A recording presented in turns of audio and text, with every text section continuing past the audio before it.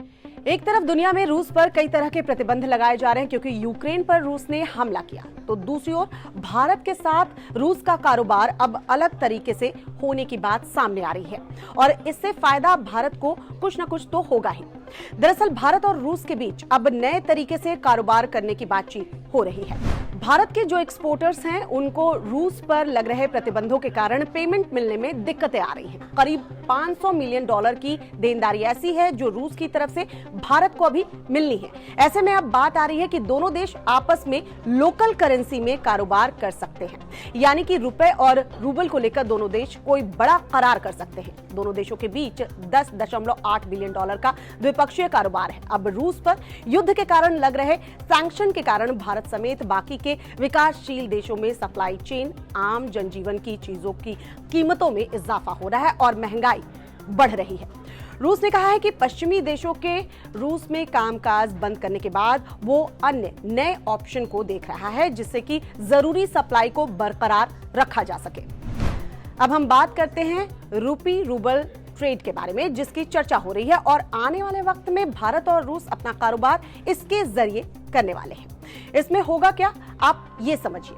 भारत के कारोबारी जो रूस में अपना माल भेजेंगे उन्हें डॉलर या यूरो की जगह रुपए में भुगतान किया जाएगा। इसके लिए रूसी बैंक को भारतीय बैंकों में अकाउंट खोलने होंगे और भारतीय बैंकों को रूस में अकाउंट खोलने होंगे और ऐसे ही दोनों देश इन अकाउंट्स में अपने देशों की करेंसी जमा कर सकेंगे जो एक्सचेंज रेट्स के हिसाब से वक्त पर लेन देन के काम आएगा। जैसे ही ये मैकेनिज्म काम करने लगेगा तो भारत के कारोबारियों को रुपए में पेमेंट होना शुरू हो जाएगा। इससे पहले जब ईरान पर प्रतिबंध लगे थे तब भारत ने रूपी रियाल सिस्टम शुरू किया था। खैर, अब भारत की बात कर ले।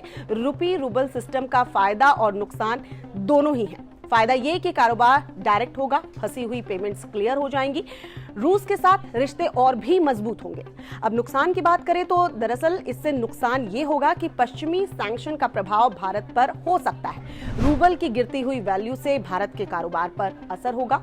रूपी और रूबल की वैल्यू पर बैलेंस लाने के लिए दोनों देशों में काफी लंबे दौर तक बातचीत चलेगी, जो कि पहले से फंसे हुए $500 मिलियन की पेमेंट को और लंबे इंतजार में ले जा सकता है।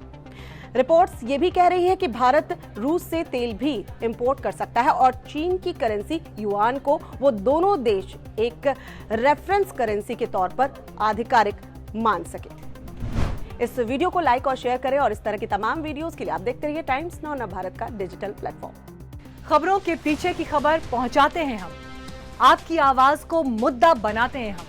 टाइम्स नाउ नवभारत को यूट्यूब पर लाइव देखिए, सब्सक्राइब करिए और बेल आइकन जरूर दबाइए।